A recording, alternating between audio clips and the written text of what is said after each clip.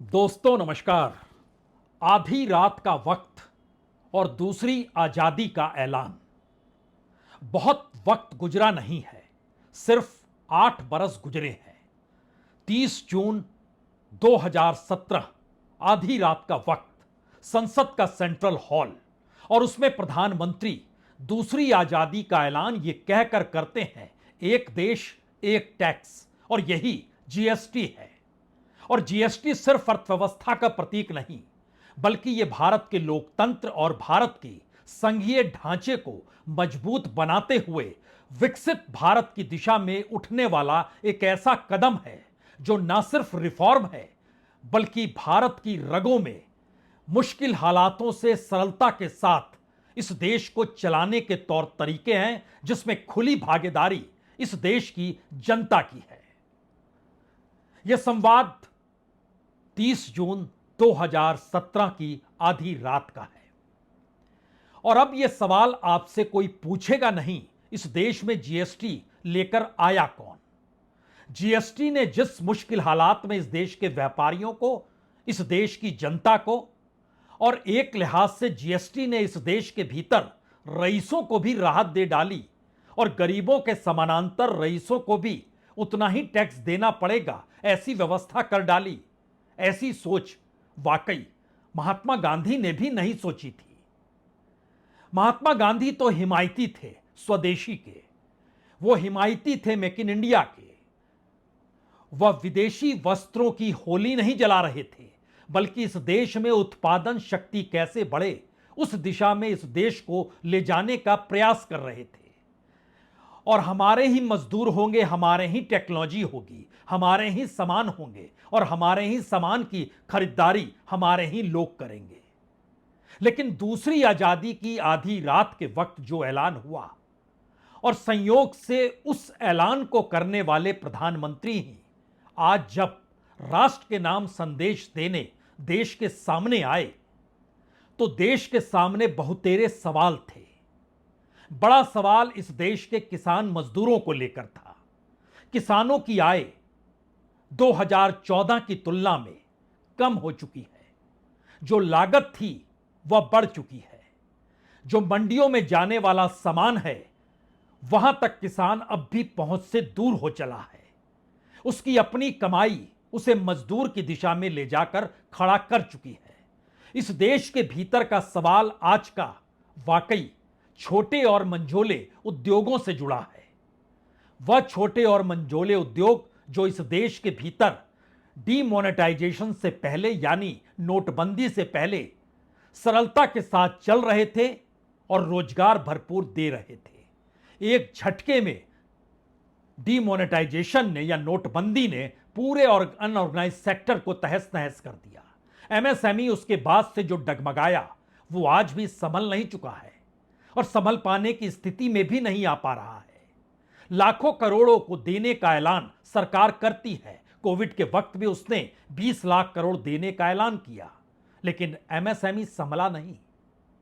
उस परिस्थिति से आगे निकलिएगा तो इस देश में रोजगार का संकट उत्पादन को लेकर, मैन्युफैक्चरिंग सेक्टर को लेकर बिल्कुल नहीं।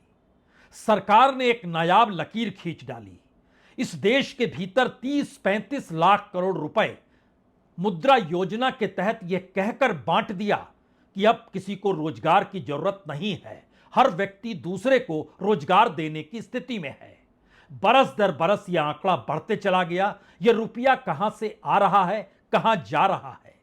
आरबीआई क्या नोट छाप रहा है और बैंक क्या उसी आधार पर कर्ज हर किसी को दे रहे हैं? और इस देश के अगर 40 करोड़ से ज्यादा लोगों को मुद्रा योजना का लाभ मिला, तो इसका मतलब बहुत साफ है, हर तीसरा शख्स, वो नाबालिग हो या फिर 75 पार का ही क्यों ना हो, सबको इसका लाभ मिला है। लेकिन देश आईएमएफ के लिस्ट में बेरोजगारी के क्षेत्र में बड़ी बुरी गत के साथ खड़ा है। इस दौर में आईएमएफ और वर्ल्ड बैंक ये कहने से चूक नहीं रहे हैं कि भारत तो कर्ज में डूबा हुआ है और जल्द ही इसकी जो जीडीपी है उसके अनुकूल उससे ज्यादा कर्ज भारत पे ना हो जाए, क्योंकि बीते 10 वर्षों में 150 लाख करोड़ से ज्यादा का कर्ज भारत पर और ज्यादा हो गया। जो 2014 तक तकरीबन 50 लाख करोड़ का था वह 200 लाख करोड़ पार कर गया। यह कौन सी स्थिति में भारत की अर्थव्यवस्था में एक बार फिर प्रधानमंत्री राष्ट्र के नाम संदेश देने के लिए सामने आए, और संदेश ऐसा जो इस देश के मोहल्ले की रैली हो, पंचायत की समूह के बीच वहां के विधायक की मौजूदगी हो, या फिर कोई सांसद अपने क्षेत्र में जाकर जिन बातों का जिक्र करे, और तो और हर शनिवार और रविवार को संघ की शाखा में अक्सर प्रचारक पहुंचते हैं और वो बतलाते हैं कि दरअसल देखिए भारत किस चकाचौंध के रास्ते पर है और प्रधानमंत्री मोदी ने क्या कमाल कर दिया है। उसकी तुलना में भी राष्ट्र के नाम दिया गया संदेश शायद कहीं ज्यादा खोखला और पोपला है। क्यों है ये?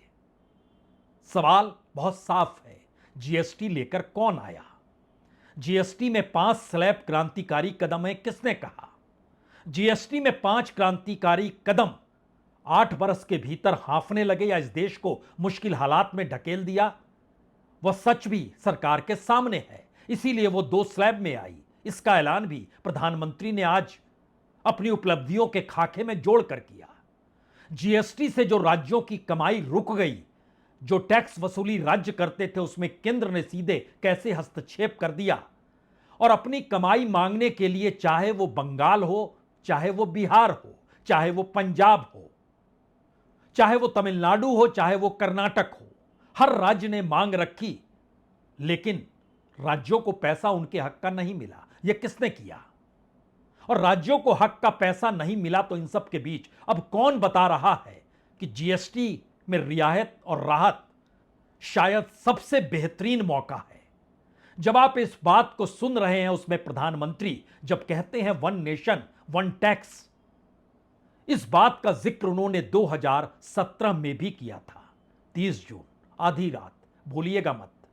और आप भूल जाएं उससे पहले हमें लगता है आपको एक बार हम उसी आधी रात के वक्त प्रधानमंत्री जब सेंट्रल हॉल में भाषण दे रहे थे, उसका एक छोटा सा अंश हमें लगता है आज पहले सुन लीजिए, क्योंकि इसके बाद जो इस देश में लूट मची, जो त्रासदी आई, जो संकट की परिस्थितियों में देश झूल रहा है, और वाकई इस देश को लगा था कि राष्ट्र के नाम संबोधन में प्रधानमंत्री कोई बड़े निर्णय की दिशा में इस देश को कैसे अब पटरी पर लाया जाए, दुनिया की इकोनॉमी का सामना कैसे किया जाए, अंतर्राष्ट्रीय तौर पर जो मुश्किल हालात भारत के सामने हैं उसमें पूरे देश को कैसे साथ खड़ा करने का आह्वान किया जाए, यह सब नहीं था।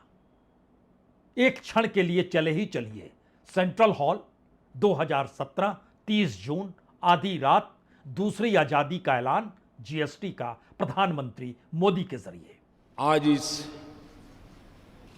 मध्यरात्रि के समय हम सब मिलकर के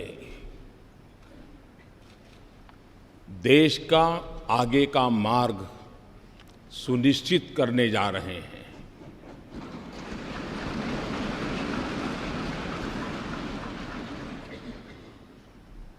कुछ देर बाद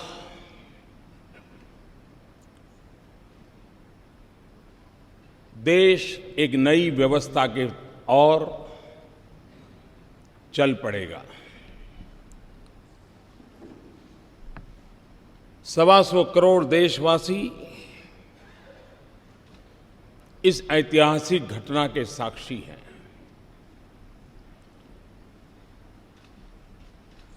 जीएसटी की ये प्रक्रिया ये सिर्फ अर्थव्यवस्था के दायरे तक सीमित है, ऐसा मैं नहीं मानता। 2017 के बाद 2025 सितंबर का महीना और प्रधानमंत्री का राष्ट्र के नाम संदेश, इन दोनों परिस्थितियों के बीच हमें लगता है बहुत दूर मत जाइए। हो सकता है आपको 2017 की 30 जून की आधी रात अब भी याद नहीं आ पा रही हो, या उस दौर के बाद की परिस्थितियों में भारत कैसे टैक्स के हिस्से में समाता चला गया, उसकी एक कड़ी इस बार जो बजट रखा गया उसमें जो लिखा गया वह भी कितना सच है, या उसके हटकर बड़ी लूट इस देश में टैक्स के जरिए हुई, पहले इसे समझ लीजिए। जो बजट रखा गया उसमें यह बताया गया इस बार का बजट 50 लाख करोड़ से ज्यादा का है और उसमें यह जानकारी दी गई कि इनकम टैक्स 14,38,000 रुपए वसूले जाएंगे। उसमें कॉरपोरेट टैक्स 10,82,000 करोड़ रुपए वसूले जाएंगे।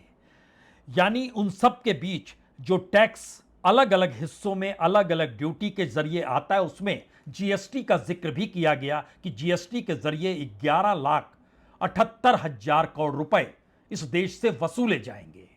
लेकिन एक क्षण जीएसटी के इस आंकड़े को याद रख लीजिए, 11,78,000 करोड़ रुपए सरकार जीएसटी के जरिए इस बार जो बजट रखा गया उसमें उसने बताया कितने वसूले जाएंगे।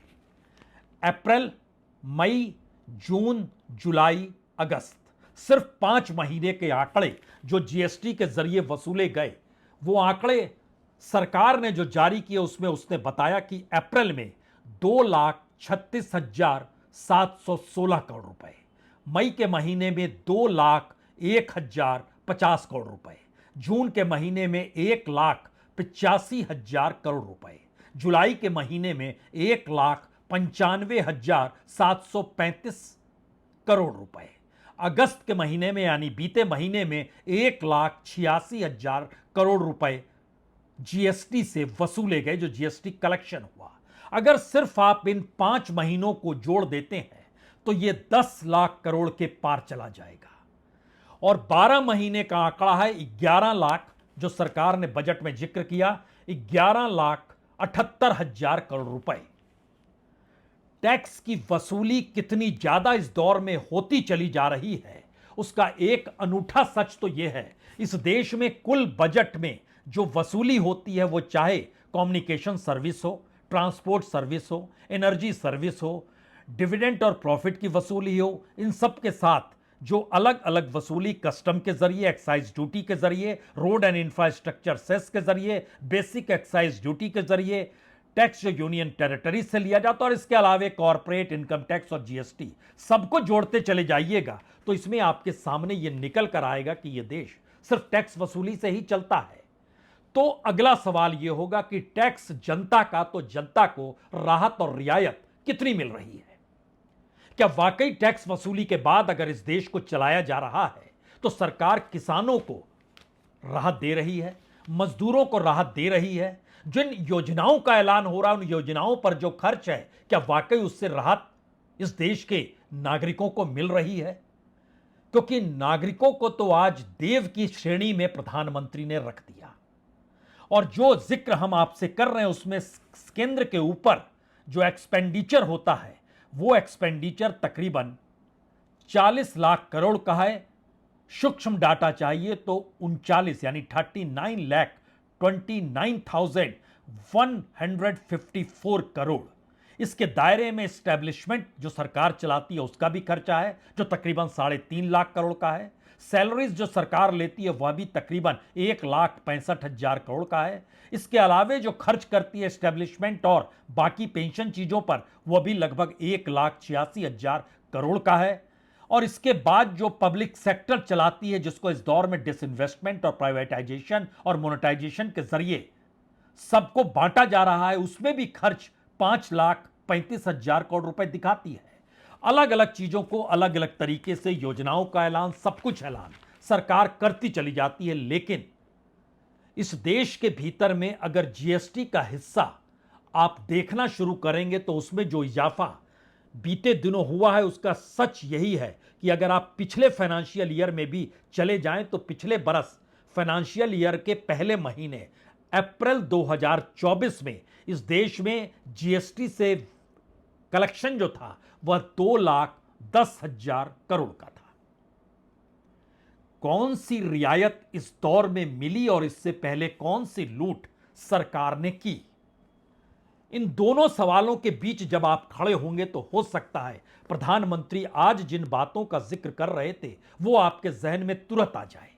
प्रधानमंत्री ने जब नागरिक देवो भवो का जिक्र किया तो खास तौर पे कहा हमने इनकम टैक्स में 12 लाख तक की छूट दे डाली, हमने अब जीएसटी कम कर दिया और दोनों को अगर एक बरस में आप तब्दील करेंगे तो यह तकरीबन 2.5 लाख करोड़ रुपए बन जाएगा। और इसको उन्होंने नेक्स्ट जनरेशन जीएसटी के साथ जोड़ा सच क्या है?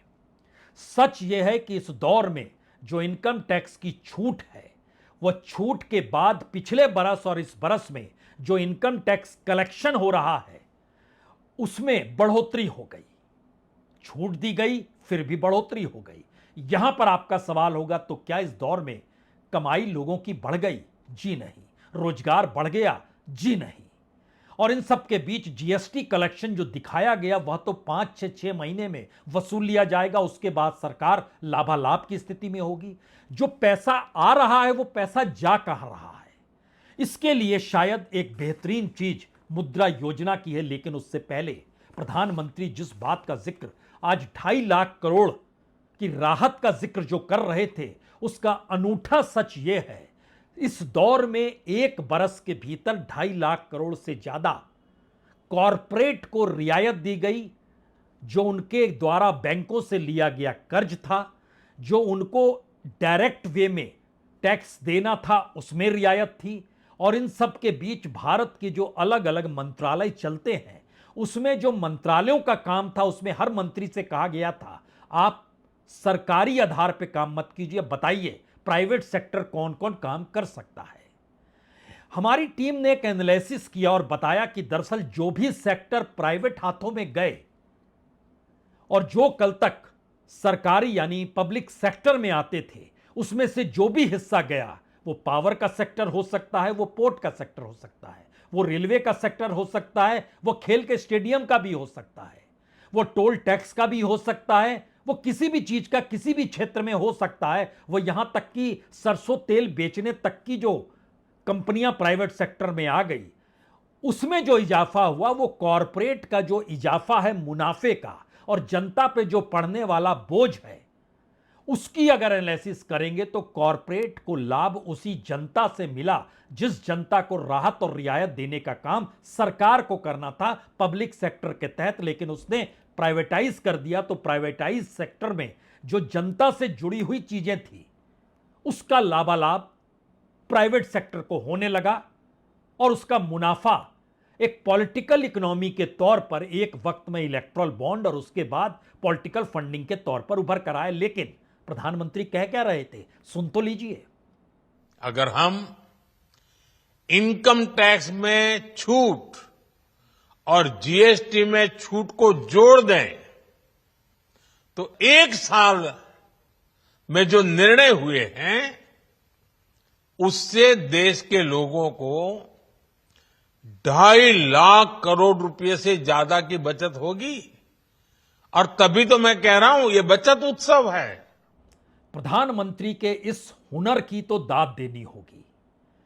जहां जहां जिस तबके के सामने संकट होता है, प्रधानमंत्री उसी तबके की वाहवाही करने लगते हैं, यह कहकर कि देखिए हमने आपकी हालत ठीक कर दी। इस देश में 25 करोड़ गरीबी रेखा से ऊपर आ गए, जिक्र प्रधानमंत्री करते हैं। उसके भीतर का सच यह है कि प्रधानमंत्री की जो लाभार्थी योजना है, उस लाभार्थी योजना के आंकड़ों को उसमें जोड़ दिया जाता है और कहा जाता है उसके पास घर है, उसके पास टॉयलेट है, उसके पास सिलेंडर है। उस आंकड़े को जोड़ के निकाला जाता है और आरबीआई उसके बाद कहता है देखिए गरीबी रेखा से ऊपर आ गए।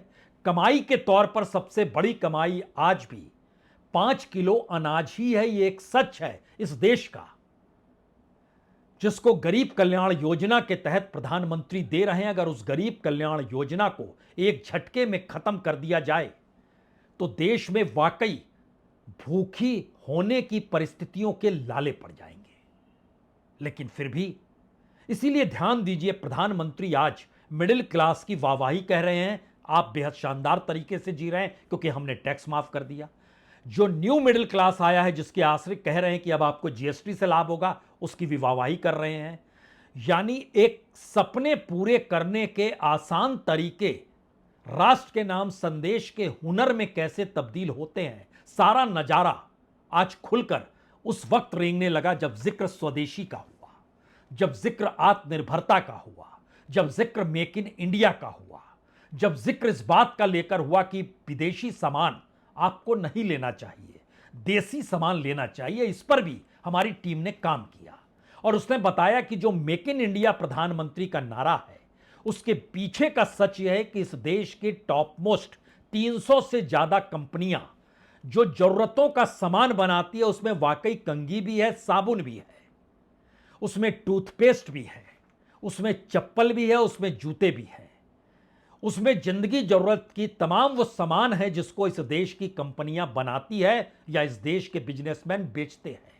उसमें लगने वाला लगभग 82% कच्चा माल चीन से आता है। जो सामान के तौर पर बेचा जाता है वो चाइना से बनकर आ रहा होता है और इसकी तादाद लगभग 42% है।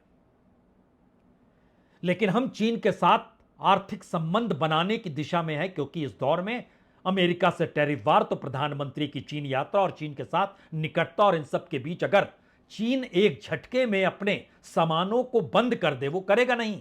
उसकी तो जरूरत है नए बाजार की खोज की, और भारत उसके लिए एक बाजार है, क्योंकि भारत का बिजनेसमैन उसी प्रोडक्ट को जो बनाता है तो उसमें कम से कम 7% और मैक्सिमम 70% इतनी कीमत ज्यादा हो जाती है अगर वो खुद बनाने इस देश में लग जाए। ये मुनाफे का रेशियो है, इसके पीछे कुछ जाइएगा नहीं। मसलन अगर आप प्रेस खरीदते हैं यानी आयरन बॉक्स खरीदते हैं, आयरन बॉक्स खुद बनाने लगे और जो चाइनीज आता है, उन दोनों के बीच उसको 45% का लाभ हो जाता है। परिस्थितियां नाजुक है, जिक्र जिसका होना था उस बात का जिक्र नहीं हुआ। विदेशी सामानों में प्रधानमंत्री इस बात की खोज में निकल गए कि किसी भी हालत में अब समझ हो जानी चाहिए, स्वदेशी का जिक्र हो जाना जरूर चाहिए। प्रधानमंत्री जब स्वदेशी का जिक्र करते हैं, हर किसी को महात्मा गांधी याद आते हैं। महात्मा गांधी ने विदेशी कपड़ों की होली जलाई, बदन पे उसी कपास और सूत को काटा हुआ कपड़ा था जो धोती की शक्ल में था, और एक ही कपड़ा था। प्रधानमंत्री की गाड़ियों के रेले में रेंज रोवर चलती है। यह ब्रिटिश कंपनी की लग्जीरियस गाड़ी है। हमने सिर्फ लग्जीरियस गाड़ी का जिक्र किया है, आप बाकी चीजों पे मत जाइएगा कि प्रधानमंत्री की जेब में कौन सी विदेशी वस्तु है, प्रधानमंत्री के हाथ में कौन सी विदेशी वस्तु है, जब वो पहनते घूमते निकलते हैं तो क्या क्या रहता है। इस दौर में मत जाइएगा। सेंट्रल विस्ता भी जो बनाया गया उसमें भी विदेशी कंपनियों का जिक्र होगा तो खामोशी बरतिएगा। यहां तक कि सरदार पटेल की जो सबसे बड़ी प्रतिमा बनी उसमें भी चीनी कंपनी कैसे आ गई, जिक्र मत कीजिए, क्योंकि यह हुनर सबके पास होता नहीं है जो मौजूदा वक्त में प्रधानमंत्री के पास है। मुश्किल हालात, खुद के द्वारा पैदा किए गए हालात, उन परिस्थितियों से निपटने और समझाने के लिए उसके ठीक उलट बातों का जिक्र, जिससे लोगों के भीतर वो राष्ट्रवाद जागे और लगे कि वाकई इस दिशा में बढ़ जाना चाहिए। इसके लिए बड़ा मेहनत और नैतिक बल और शायद खुद को भी उस रूप में ढालने की कोशिश होनी चाहिए। लेकिन आपको जानकर हैरत होगी, 15 अगस्त बहुत दिन हुए नहीं है। 15 अगस्त में जो भारत का राष्ट्रीय तिरंगा झंडे की शक्ल में जो सड़कों पर बिक रहा था और अलग अलग कंपनियों के जरिए पहली बार हर कर्मचारी को जो दिया जा रहा था, वो लॉट दर लॉट चाइना से बनकर आ रहा था। लेकिन बहरहाल प्रधानमंत्री ने आज कहा, जिस हुनर के साथ कहा उसे तो सुनिए ही। हमें हर घर को स्वदेशी का प्रतीक बनाना है, हर दुकान को स्वदेशी से सजाना है। गर्व से कहो ये स्वदेशी है, गर्व से कहो मैं स्वदेशी खरीदता हूं, मैं स्वदेशी सामान की बिक्री भी करता हूं। ये हर भारतीय का मिजाज बनना चाहिए। जब ये होगा तो भारत तेजी से विकसित होगा। सिर्फ प्रधानमंत्री ही नहीं, पूरा देश जानता है। अब नवरात्रि शुरू होगी, दशहरा आएगा, फिर दिवाली आएगी, फिर क्रिसमस आएगा, फिर नया बरस आएगा। इसी दौर में सबसे ज्यादा खरीदारी होती है। उत्सव सबसे ज्यादा इसी दौर में होते हैं, अलग अलग त्योहारों के जरिए। तो प्रधानमंत्री बता रहे हैं कितनी राहत रियायत हमने दे डाली है। चूंकि पैसे का जिक्र है, लक्ष्मी पूजा का जिक्र भी होगा इसी दौर में।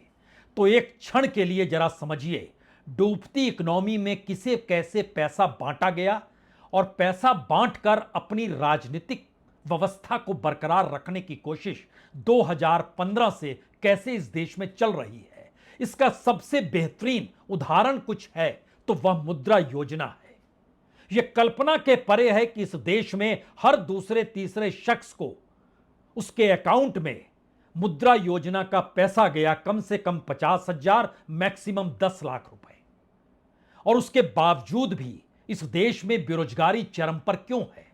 यह एक ऐसा सवाल है जिसका जवाब दे पाने की स्थिति में शायद कोई नहीं है, क्योंकि यह आंकड़ा हर किसी को परेशान कर सकता है। 38 लाख करोड़ रुपए बांट दिए जाए इस देश के भीतर में 50 करोड़ के लगभग लोगों को, और कहा जाए कि अब रोजगार की कोई जरूरत नहीं है, हर कोई रोजगार खुद अपने आप को दे रहा है और अपने साथ कई लोगों को दे रहा है। बावजूद इसके आईएमएफ की रिपोर्ट दो बातें इंगित कर जाए: भारत के भीतर की असमानता, भारत के ऊपर कर्ज की परिस्थितियां और भारत में रोजगार न बढ़ पाने की स्थिति में डूबता हुआ मैन्युफैक्चरिंग सेक्टर। किस परिस्थिति में भारत खड़ा है और जिस मुश्किल हालात में इस वक्त देश के भीतर ही नहीं बल्कि जो भारत छोड़कर बाहर गए उनके साथ भी जो मुश्किल हालात हैं, समाधान तो उसका चाहिए था और राष्ट्र के नाम संदेश में उसी मलहम की जरूरत थी और उन्हीं रास्तों को खोजना था। लेकिन सब कुछ एक क्षण में इसलिए मटिया मेट हो जाता है क्योंकि जब आप वर्तमान में इसलिए जीने लगते हैं क्योंकि आपको पता है भविष्य संभाल पाने की स्थिति में आप नहीं हैं। तो क्या वाकई इसीलिए राष्ट्र के नाम संबोधन आज जीएसटी पर आया है, कल किसी दूसरे विषय पर आ जाएगा। और पहली बार प्रधानमंत्री की पहचान सिर्फ चुनावी भाषण भर नहीं बल्कि उपलब्धियों के आश्रय खुद को बचाए रखने की सोच में राष्ट्र संबोधन भी एक हथियार के तौर पर उभर कर सामने आएगा, जिसमें इस देश के भीतर हर संस्थानों की साख चली गई। वो संस्थान नौकरशाही के हों, वो संस्थान जुडिशरी के हों, वो संस्थान मीडिया के हों।